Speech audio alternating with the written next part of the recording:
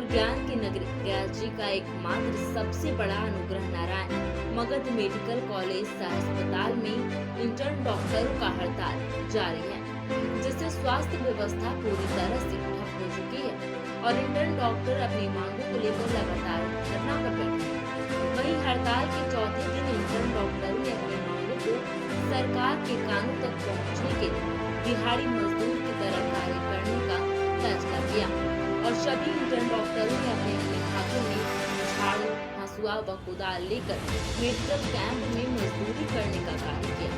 वहीं इस दौरान हड़ताल पर गए सभी इंटर्न डॉक्टरों ने एक में बिहार सरकार व स्वास्थ्य मंत्री के खिलाफ जमकर नारेबाजी की और स्टाइपेंड बढ़ाने की मांग को पूरा करने के लिए सरकार से आग्रह करते हुए कहा कि हम सभी ने एक सांकेतिक मार्च किया है, क्योंकि हमारा जो स्टाइपेंड है वो एक दिहाड़ी मजदूर से भी कम है और हम लोगों ने एक दिहाड़ी मजदूर की तरह कार्य किए हैं।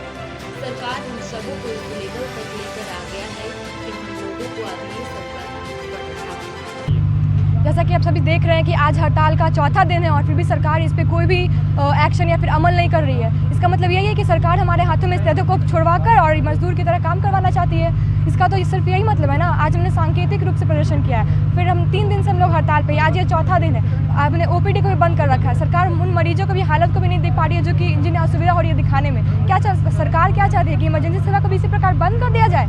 अगर इमरजेंसी सेवा बंद कर दिया जाएगा तो क्या उन मरीजों का क्या होगा? सरकार का ध्यान इस तरफ भी आकर्षित नहीं होता है। हमें मजबूरन ये उठाना पड़ रहा है, कुल्हाड़ी उठाना पड़ रहा है, झाड़ू उठाना पड़ रहा है। किस लिए? क्योंकि हमें पता है कि हमारी जो स्टाइपेंड है पर डे की 490 रुपये, वो किसी दिहाड़ी मजदूर जो काम करता है उससे भी कम है। 500 रुपये काम करता है वो, और अब तो 700 रुपये हो गए और हमें 490 रुपये। क्या हमें मजदूरों की तरह ऐसे ही ट्रीट किया जाएगा? हम लोगों ने MBBS की पढ़ाई इसीलिए की थी ताकि हमें जब हमारा स्टाइपेंड मिले तो हमें इस तरीके से मजदूरी भी करना पड़े और 12 घंटे की ड्यूटी भी करना पड़े। तो यही सरकार से हमारी डिमांड है कि बस स्टाइपेंड को 6 साल से जो रुका हुआ है उस पर अमल किया जाए। 6 सालों से रुका हुआ है, सरकार को कुछ भी इस पर ध्यान नहीं जा रहा है। तो मजबूरन हमें क्या करना पड़ेगा? सफाई करनी पड़ेगी, घास काटना पड़ेगा, मजदूरी करनी पड़ेगी, ताकि हमारी स्टाइपेंड से अगर पैसे नहीं आ रहे तो उससे थोड़े आ जाए। आज चौथे दिन हमने फिर से ओपीडी सेवाएं स्थगित रखी है, लेकिन इमरजेंसी सेवाएं सभी सुचारू रूप से संचालित हैं और हमने आज एक सांकेतिक मार्च किया है। चूँकि हमारा जो स्टाइपेंड है वो एक दिहाड़ी मजदूर से भी कम है, तो हमने सोचा कि हम कार्य भी दिहाड़ी मजदूर वाला ही करें। तो हम सब ने मिलकर हसुआ, कुदाल सभी चीज़ों से लेकर आज हम अपने अपने कॉलेज परिसर की सफाई की है। हमने आज दिहाड़ी मजदूर वाला कार्य किया है। सरकार हमें इस लेवल तक लेकर आ गई है कि हमें अब ये सब करना पड़ रहा है। सरकार से अनुरोध है, स्वास्थ्य मंत्री से अनुरोध है, नीतीश कुमार जी से अनुरोध है कि हमारी मांगों पर गौर करें और हमारे स्टाइपेंड बढ़ाने की कृपा करें। हमारी यही मांग है। हम लोग का स्टाइपेंड बहुत ही कम है। आसपास के जितने भी राज्य हैं उनका स्टाइपेंड हम लोग से बहुत ज़्यादा है। तो हमारा मांग यही है कि हम लोग जिस हिसाब से काम करते हैं, हमारा काम 12-12 घंटे होता है, तो उस हिसाब से हमारा सैलरी नहीं है। तो हमारा मांग हमारा स्टाइपेंड को बढ़ाने के लिए है।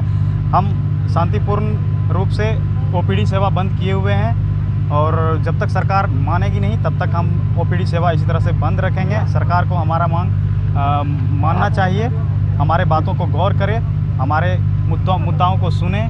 यही हमारा गुजारिश है सरकार से। बस यही कहना चाहते हैं हम।